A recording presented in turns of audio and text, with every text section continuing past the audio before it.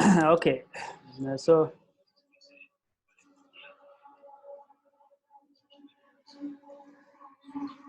yes, we have been calculating rank correlations, right? Yes, यो repeated rank को कुरा थियो र repeated rank मा हामीले rank हरु कसरी repeat हुन्छन् र rank average functions ले repeated rank हरु कसरी निकाल्छ भन्ने कुरा हेर्यौं. Then after we have calculated the deviations functions and ultimately we got the summations d square value, and we have also obtained the number of observations, that is 10. Now rank correlations, right? So in order to calculate the rank correlations, if the ranks are not repeated, which we have recently done, right? अगाडिको क्वेशन्समा हामीले गरेको थियौं 1 minus 6 summations d square n cube minus n. Okay हैन त, n cube minus n भनेर गरेका थियौं. तर अब हामीले के गर्छौं भन्दाखेरि यो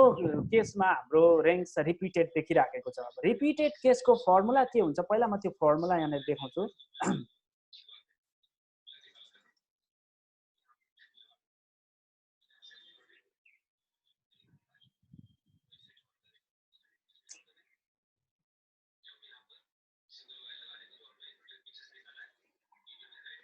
Look at the formula here for calculating the rank correlations coefficient if the ranks are repeated.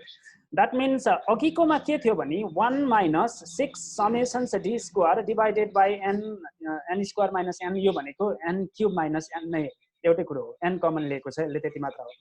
6 summations d square by n cube minus n थियो नन रिपिटेड केसमा. अब रिपिटेड केसमा चाहिँ के जोडिदै जान्छ भन्दाखेरि 6 बाहिरपट्टि रहन्छ plus summations d square plus m1 cube minus m1 divided by 12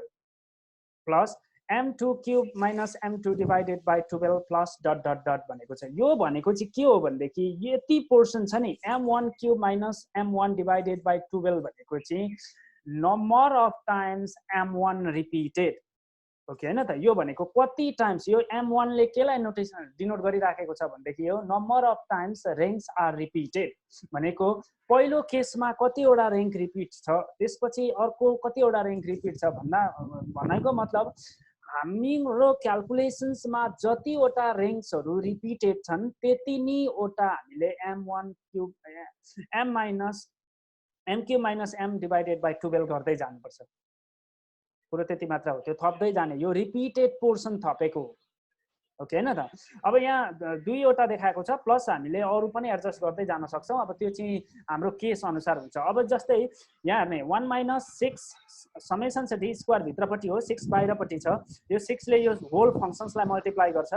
6 summation d square plus m cube minus m divided by 12 plus m cube minus m divided by 12 plus m cube minus m divided by 12 को whole अपन n cube minus n हुँदो रहेछ repeated केसमा. Okay हैन त,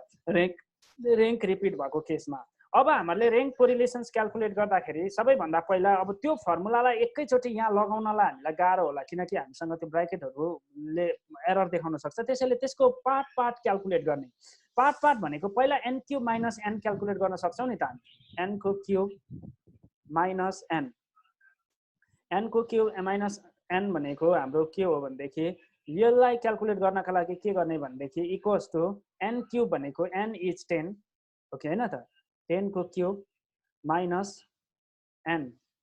is 10 again 990 भनेको 10 को cube minus 10 भनेको 1000 minus 10 equals to 990 n cube minus n. अब अर्को कुरा के गर्ने भन्देखि हामीलाई m1 m2 चाहिन्छ. m1 m2 भनेको के हो भन्देखि रिपिटेड, कतिवटा रिपिटेड छ त्यो हो भनेर भन्छौं. जस्तै हाम्रो केसमा पहिला m1 हेर्ने, m1 हाम्रो केसमा कति हो यहाँ हेर्ने है. पहिला रेङ्क 1 मा जाउँ. m1 भनेको चाहिँ फर्स्ट रेङ्क रिपिटेड, m भनेको चाहिँ नम्बर अफ टाइम्स, यो भनेको चाहिँ m1 भनेको चाहिँ हाम्रो पहिलो रेङ्क रिपिट कुन रेङ्क छ भन्दा रिपिट रेङ्क हेर्नु पर्यो. 1 छ, 2 छ, त्यसपछि हामीसँग 3 छ. ओके हैन त, त्यसपछि 4 5 6 बाट एकैचोटी 5 रेङ्क आएको छ भनेपछि m1 भनेको हाम्रो 5 रहेछ पहिलो रिपिटेड रेङ्क. यो भनेको means that rank 5 is repeated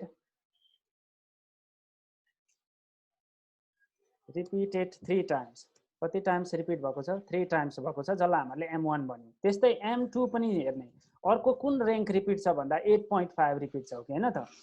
8.5 m2 भनेको 8.5 m2 रैंक रिपिट छ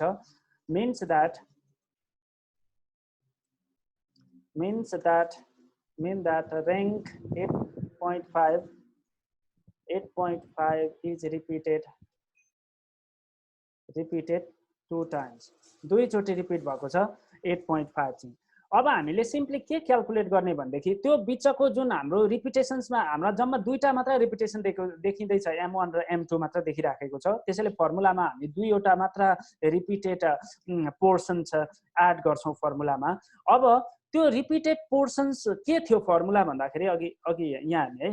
यो क्याल्कुलेट गर्न लागेको के m1 को cube minus m1 divided by 12 यो क्याल्कुलेट गर्ने पहिला अनि त्यसपछि यो पनि क्याल्कुलेट गर्ने अनि मात्र रेंक कोरिलेसन्सको फर्मुला अप्लाई गर्ने भनेको सबैभन्दा पहिला के गर्नु पर्यो भन्देखि अब हामीले m1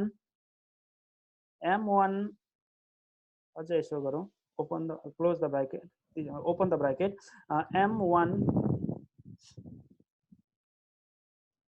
cube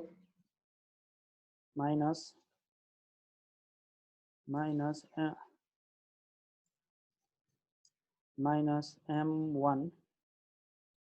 cube minus m1 divided by 12 यो क्याल्कुलेट गर्ने पहिला अब यो क्याल्कुलेट गर्नका लागि हामी त्यो भनेको यो बिचको पार्ट हो जुन हामीले एड गर्छौं फर्मुलामा m1 को cube minus m1 divided by 12 यो क्याल्कुलेट गर्नलाई के गर्ने इक्वल्स टु कति हुन्छ यसको भ्यालु त्यो हेर्न मात्र खोजेको m1 को क्यूब m1 भनेको कति हो भ्यालु m1 को भ्यालु कति हो भन्ने कुरा मैले कसलाई सोधे भन्देखि Manisha Bista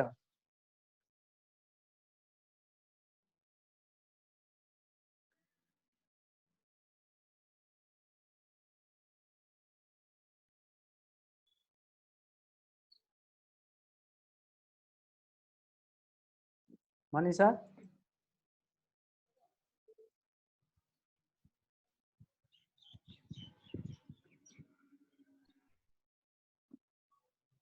she is not responding Mirajan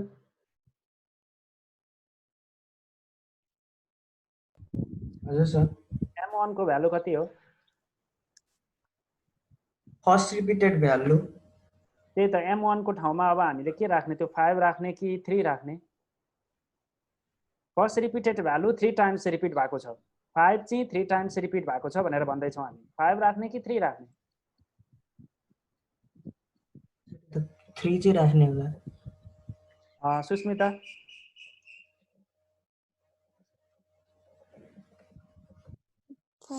5 होला सर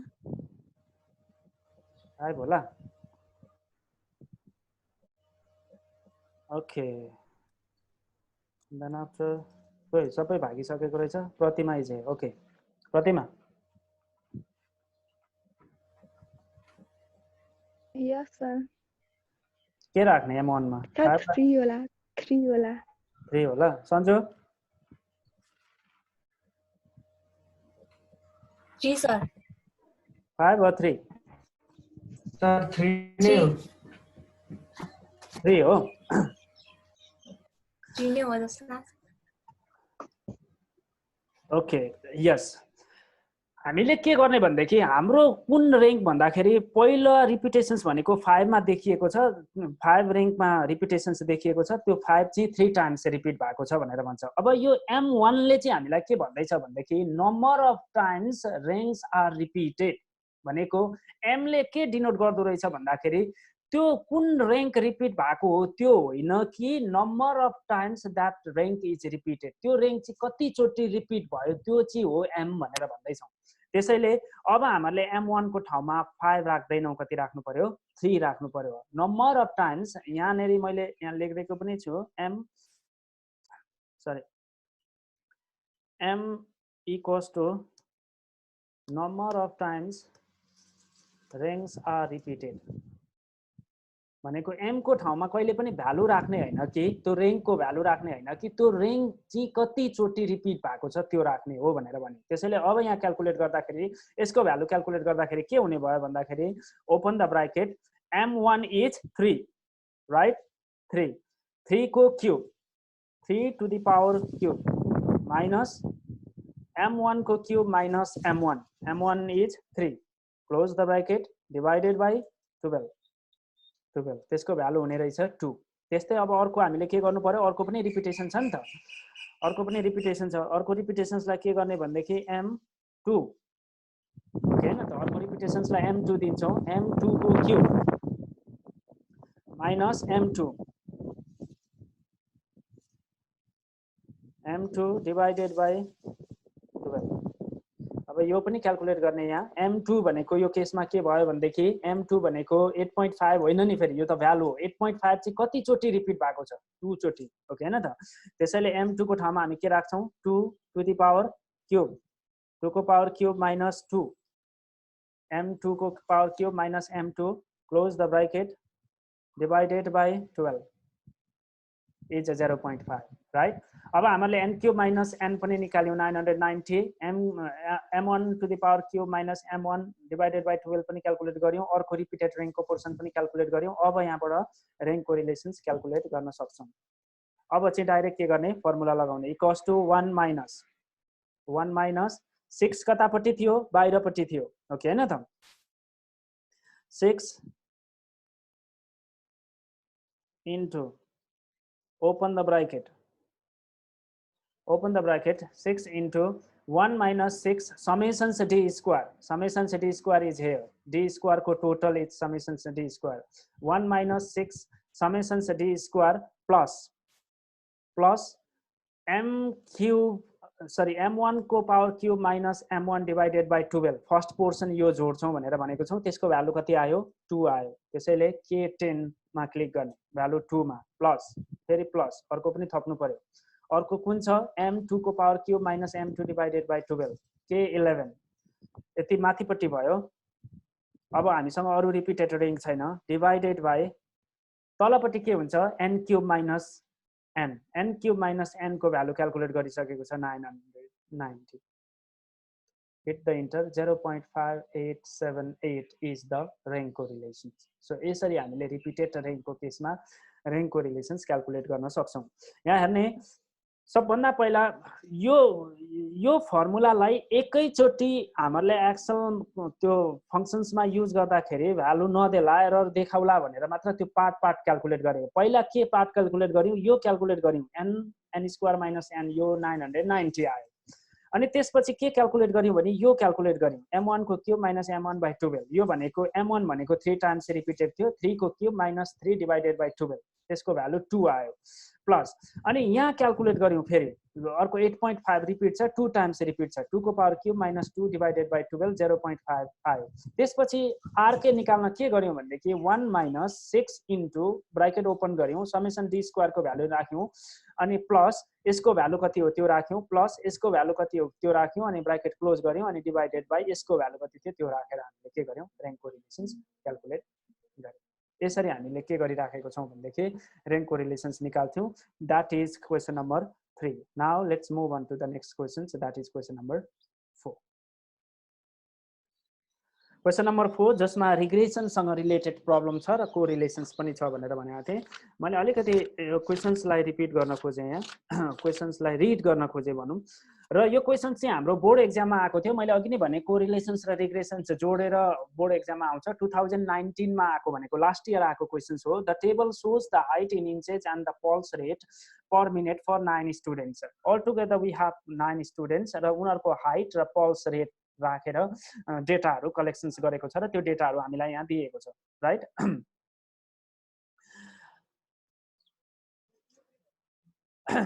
अब त्यसरी डेटा दिँदाखेरि हामीले के याद गर्नु पर्यो भन्देखि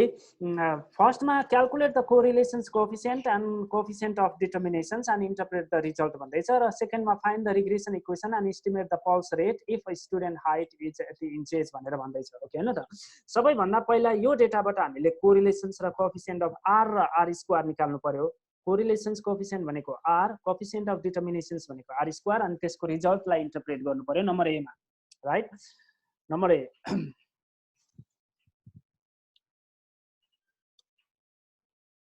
Calculation of correlation and coefficient of determinations. यो क्याल्कुलेट गर्न सजिलो छ, अघि पनि हामीले गरेको थियौं,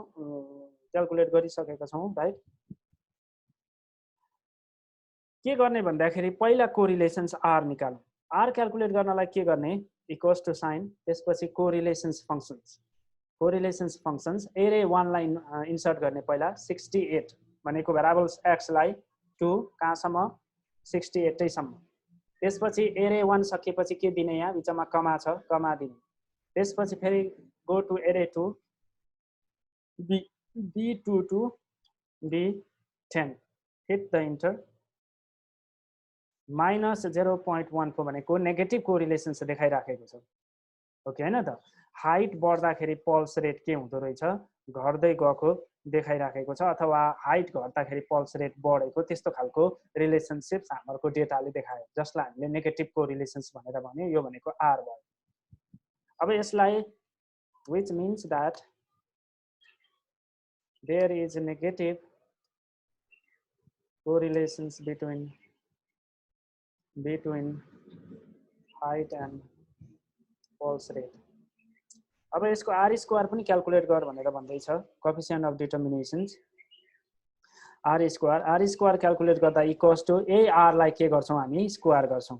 आर लाई स्क्वायर भनेको आर स्क्वायर भनेपछि 0.021 which means that यसलाई पनि इन्टरप्रेट गर्नु पर्यो। means that कति पर्सेन्ट हो त्यो भनेको? 2%, 2.1% भनौं न, 2.1% variation in dependent variable has been explained by the independent variable. This is how we gonna interpret the coefficient of determinations. हेर्ने कति सजिलो छ यो। अब नगर्दाखेरि मात्र गाह्रो हो। कोरिलेसन्स निकाल भनेर ल्याब वर्कमा आयो, आर निकाल्यौं, सिधै आर को कोरिलेसन्स फंक्शन्स युज गर्यौं, डेटा रेन्ज हाल्यौं, त्यसलाई इन्टरप्रेट गर्यौं। आर स्क्वायर कोएफिसिएन्ट अफ डिटर्मिनेसन्स भन्यो, त्यसैको स्क्वायर गर्दियौं, त्यसलाई इन्टरप्रेट गर्दियौं। अब के गर्छौं? क्याल्कुलेसन्स अफ रिग्रेसन्स नम्बर बी मा। अब यो रिग्रेसन्स चाहिँ अब छुट्टै पार्ट भयो, अर्को च्याप्टरको भयो, चौथो च्याप्टरको क्याल्कुलेसन अफ रिग्रेसन्स इक्वेसन्स। अनि हामीलाई के थाहा छ भन्देखि regressions equation is y equals to a plus bx, a plus bx, where y equals to dependent variable, y equals to dependent variables, right? a भनेको के हो? y intercept, b भनेको के हो? slope of regressions line, अनि x भनेको dependent variables, So look at here, regressions equations y equals to a plus bx हामीले calculate गर्नुपर्छ जहिले पनि, र y dependent variables हुन्छ, x independent variables हुन्छ,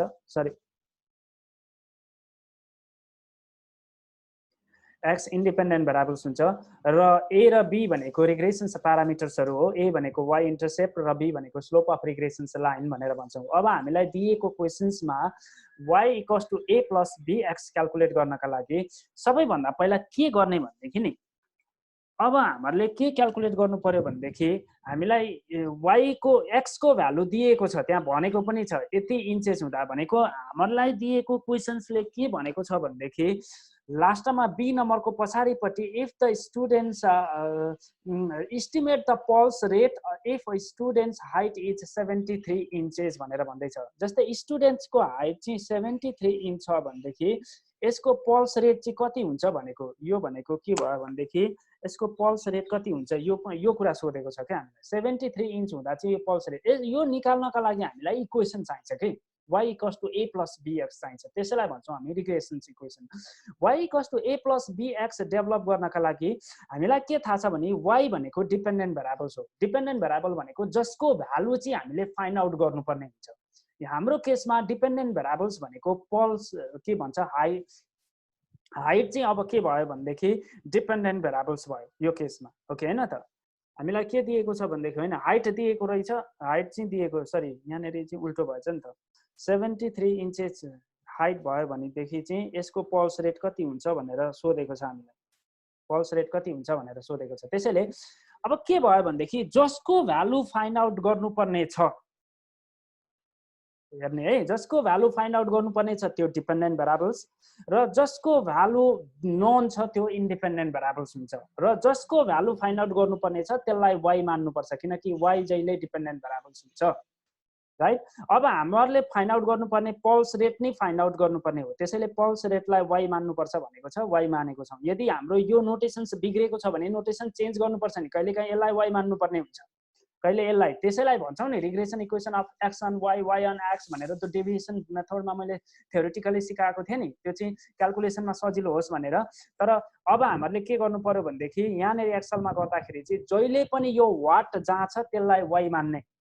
के को भ्यालु निकाल्ने हो त्यो त हामी यहाँ गर्न सक्छौँ नि त के को भ्यालु दिएको छ के को भ्यालु निकाल्नु पर्ने 73 इन्चेस छ स्टुडेन्टको हाइट उसको पल्स रेट इस्टिमेट गर भनेको छ पल्स रेटलाई हामीले y तिर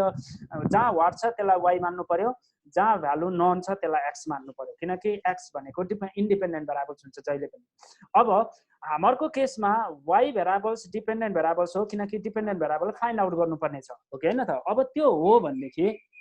अब हामीले यो प्यारामिटर्स क्याल्कुलेट गर्न सक्छौँ अब प्यारामिटर्स हाम्रो इक्वेसन छ y equals to a plus bx हो a क्याल्कुलेट गर्नु पर्यो र b पनि क्याल्कुलेट गर्नु पर्यो र x को भ्यालु चाहिँ दिएकै छ त्यो x को भ्यालु चाहिँ 73 हो त्यो 73 हुँदा यो कति हो भनेर निकाल भनेको अब a क्याल्कुलेट गर्ने सबैभन्दा पहिला calculation of regression coefficient regressions coefficient जसलाई a र b भन्छौँ अथवा रिग्रेसन्स प्यारामिटर्स पनि भनेर भन्छौँ a क्याल्कुलेट गर्ने यहाँ है a को भ्यालु कति हो भनेर क्याल्कुलेट गर्नका लागि इक्वल्स टु a क्याल्कुलेट गर्नका लागि हामीले सजिलो छ एक्सेल फंक्सन्सले हामीलाई त्यो सजिलो फेसिलिटेट गरिदिएको छ a भनेको के हो इन्टरसेप्ट हो y इन्टरसेप्ट हान्ने यहाँ आउँछ इन्टरसेप्ट ओके हैन त इन्टरसेप्ट आइसकेपछि a भनेको इन्टरसेप्ट हो इन्टरसेप्ट फंक्सन्स युज गरिसकेपछि अब यहाँ हेर्ने नोन वाइज र नोन एक्स भनेर भन्दैछ पहिला कुन भेरिएबल्स राख्नु पर्दो रहेछ भ्यालु के को इन्सर्ट गर्नुपर्छ भन्दाखेरि वाइज भेरिएबल्स भनेर भन्दैछ वाइ भेरिएबल्स भनेको डिपेन्डेन्ट भेरिएबल्स ओके हैन त डिपेन्डेन्ट भेरिएबल्स भनेको 90 बाट 72 सम्म छ वाइ भेरिएबल्स यसलाई इन्सर्ट गर्ने 92 भनेको सेल नम्बर B2 बाट सेल नम्बर कहाँसम्म जानु पर्यो 72 सम्म त्यसपछि बिचमा यहाँ के भनेको छ के दिने भनेको छ कमा दिने भनेको छ गिभ द कमा राइट त्यसपछि अब के गर्ने नोन एक्स भनेर भनेको छ त्यो भनेको एक्स भेरिएबल्स इन्सर्ट गर भनेर भनेको हो ए क्याल्कुलेट गर्नलाई एक्स यहाँ 68 बाट कहाँसम्म जाने भन्दाखेरि 73 होइन नि 73 चाहिँ पछि क्याल्कुलेट गर्ने भ्यालु हो 68 सम्म यो भनेको चाहिँ नन र अननोन छुट्याउनका लागि यो पछि क्याल्कुलेट गर्नका लागि मैले राखेको थिएँ यसरी दिइसकेपछि क्याल्कुलेट गर्ने 113.322 यो भनेको ए रहेछ जसलाई हामीले कसरी क्याल्कुलेट गर्ने भन्ने इन्टरसेप्ट किनकि ए भनेको इन्टरसेप्ट हो र यसरी डेटा रेन्ज राखेर डेटा रेन्ज कसरी राख्ने भन्दाखेरि उसैले फंक्सन्समा भनिदिन्छ कुन प्याटर्नमा राख्ने भनेर अब बी क्याल्कुलेट गर्ने बी क्याल्कुलेट गर्नका लागि पनि के गर्ने भन्दाखेरि equals to B calculate B को बी लाई के भन्छौँ हामी स्लोप लुक एट हियर यहाँ छ स्लोप त्यसपछि फेरि डेटा रेन्ज हाल्नुपर्छ पहिला y भेरिएबल्स हाल अनि त्यसपछि x भेरिएबल्स हाल भनेर भन्दैछ y भेरिएबल्स इन्सर्ट गर्नलाई y मा जाने कहाँबाट 90 बाट कहाँसम्म 72 सम्म ओके हैन त त्यसपछि कमा दिने यहाँ कमा दिएको छ बिचमा अब त्यसपछि फेरि के गर्ने x भेरिएबल्स हाल्ने फेरि पहिला x भेरिएबल्स हाल्यो भने चाहिँ एरर हुन्छ है कमा x भेरिएबल्स a2 बाट कहाँसम्म 68 सम्म भनेको a10 सम्म hit the enter you will get the parameters b now we can obtain the regression equation y equals to a plus bx y equals to a plus b x यो equation के हुन्छ भन्दाखेरि y equals to a भनेको कति छ 113.32 y equals to a भनेको कति छ भनेदेखि 113 point कपी गरेर ल्याए पनि भयो 32 प्लस b भनेको अब यहाँ b को भ्यालु माइनसमा आएको छ स्लोपलाई माइनसमा देखाइराखेको छ त्यसैले प्लसको ठाउँमा अब हाम्रो यहाँ के भयो त इक्वेसनमा चाहिँ माइनस बन्यो माइनस 0.397 अनि के हुन्छ x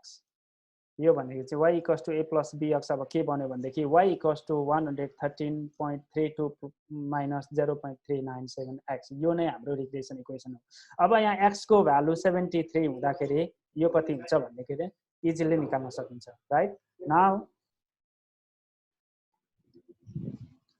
एस्टिमेटेड के एस्टिमेट गर्नुपर्ने pulse rate which is denoted by yc ले डिनोट गर्छौं जहिले पनि एस्टिमेटेड भ्यालुलाई अब yc इक्वल्स टु के हुन्छ भन्दाखेरि हाम्रो इक्वल्स टु 11 अथवा सिधै इक्वल्स टु गरेर हामीले के गर्न सक्छौं a प्लस हाम्रो फंक्शन्स के हो y equals to a plus bx हो नि त ओके हैन त a प्लस bx हो y equals to a plus bx हो a राख्यौं त्यसपछि प्लस अब यहाँ चाहिँ फेरि यहाँ हामीले यस्तो यहाँ हेर्ने है यहाँ माइनस यहाँ नेरी हाम्रो फंक्शन्समा यहाँ माइनस आएको छ भनेर माइनस राख्यौं भनेदेखि जस्तै यहाँ माइनस राख्यौं अनि b थिच्यौं भनेदेखि ती माइनस माइनस प्लस बन्दिन्छ नि त्यहाँ फेरि त्यसमा चाहिँ के गर्ने भनेदेखि हामीले अप्लाई के गर्दै छौं भनेदेखि y equals to a plus bx भन्दै छौं ओके हैन त यो एस्टिमेटेड पल्स रेट निकाल्न खोज्दै छौं एस्टिमेटेड पल्स रेट भनेको y भनेको के भयो भनेदेखि y चाहिँ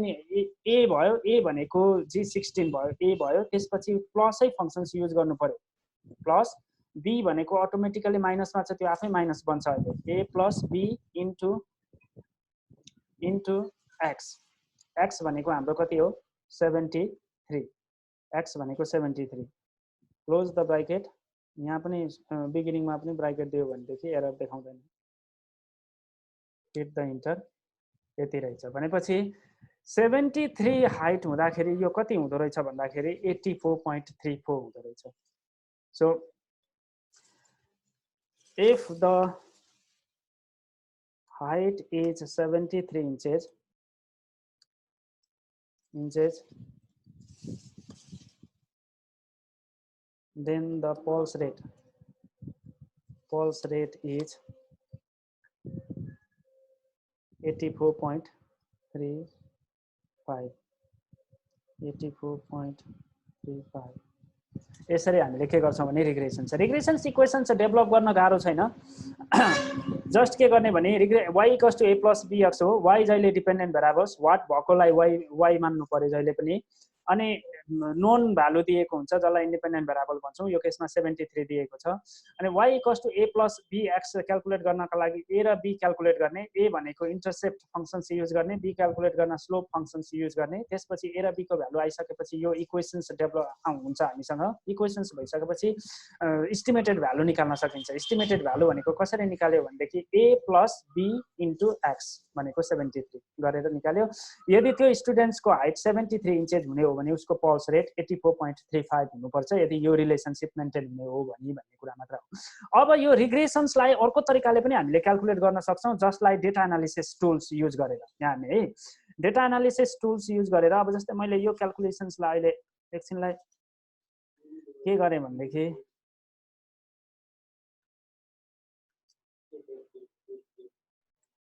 यो क्याल्कुलेसन्सलाई मैले हटाइदिए अब यो क्याल्कुलेसन्सलाई हटाएर फेरि रिग्रेसन्स इक्वेसन अर्को झन् सजिलो तरिकाले पनि रिग्रेसन्स क्याल्कुलेसन्स गर्न सकिन्छ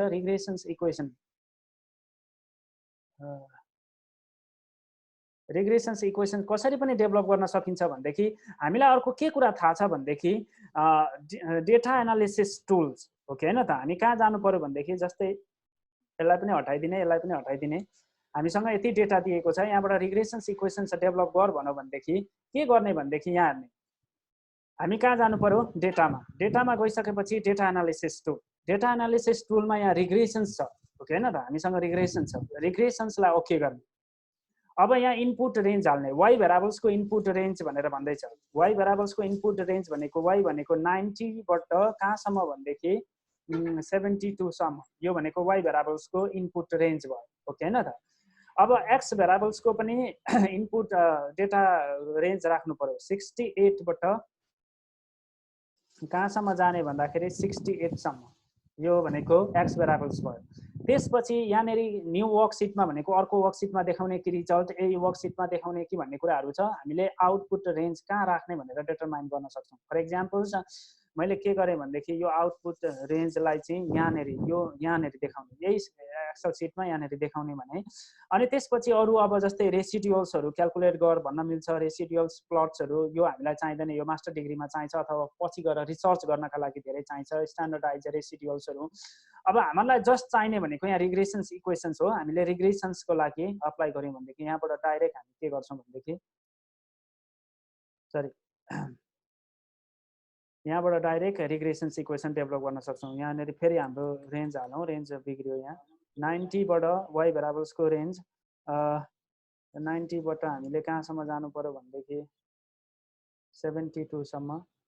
ओके हैन त त्यस्तै x भेरिएबल्स पनि उयो भइसकेको छ त्यसपछि यहाँनेरि चाहिँ हामीले कहाँनेरि राख्ने यो डेटालाई क्याल्कुलेटेड डेटालाई भन्दा यहाँ राख्ने भनेर अब हामीले ओके गर्यौं भनेदेखि यहाँ उसैले क्याल्कुलेट गरेर रिग्रेसन्स देखाउँछ ओके हैन त अघि हामीले ए क्याल्कुलेट गर्दा ए कति आएको थियो ए को भ्यालु भन्दाखेरि 130 इन्टरसेप्ट भनेको 113 आएको थियो र स्लोप कति आएको थियो भन्दा 0.395 आएको थियो y equals to a plus bx भनेको हामीले यही रिग्रेसन्स इक्वेशन्सबाट गर्न सक्छौं अरु पनि कुराहरु धेरै कुराहरुले मल्टिपल कोरिलेसन्स क्याल्कुलेट गर्दिएको छ r स्क्वायर भनेको कोएफिसिएन्ट अफ डिटर्मिनेसन्स पनि यहाँ क्याल्कुलेट गर्दिएको छ एडजस्टेड r स्क्वायरहरु अनि रिग्रेसन्स रेसिडुअल्सहरु अनि हामीले के भन्छ भन्देखि टेस्टिङ अफ हाइपोथेसिस का t star p value lower 95% confidence levels 95% upper confidence level lower confidence level सबै उसले क्याल्कुलेट गरेर दिन्छ तर हामीलाई चाहिने भनेको y equals to a plus bx मात्र हो y equals to a plus bx मात्र हो a प्लस bx क्याल्कुलेट गर्नका लागि y भनेको डिपेन्डेन्ट भेरिएबल्स भइगयो a को भ्यालु जहिले पनि इन्टरसेप्ट यहाँ हुन्छ र b को भ्यालु भनेको स्लोप हो यहाँ हुन्छ यो भ्यालु राखेर हामीले अनि x को भ्यालु चाहिँ हामीलाई अघि कति दिएको थियो 73 हुँदाखेरि x y भ्यालु कति हुन्छ भनेर यहाँबाट पनि यसरी क्याल्कुलेट गर्न सकिन्छ यो भनेको डेटा एनालिसिस टुल डेटामा गएर डेटा एनालिसिस युज गरेर यसरी पनि क्याल्कुलेट गर्न सकिन्छ right So this is how we calculate the regression equation अथवा यो नगरेर डाइरेक्ट अगाडि मैले जसरी गरेको थिएँ त्यसरी नै क्याल्कुलेट गरेर पनि a र b क्याल्कुलेट गर्ने a भनेको इन्टरसेप्ट b भनेको स्लोप र y equals to a plus bx calculate गर्ने र इक्वेसन बनाउने त्यसपछि x को भ्यालु दिएको हुन्छ y को भ्यालु एस्टिमेट गर्ने यसरी हामी के गर्छौं भन्देखि रिग्रेसन्स इक्वेसन अब यसरी नै हामीले कोरिलेसन्स को त्यसपछि rank correlations non repeated rank correlations repeated र रिग्रेसन्स एनालिसिस को प्रब्लम्सहरु सल्भ गर्न सक्छौं अब हामीले टेक्स्ट बुकमा भएको प्रब्लम्सहरु सल्भ गर्ने अब मैले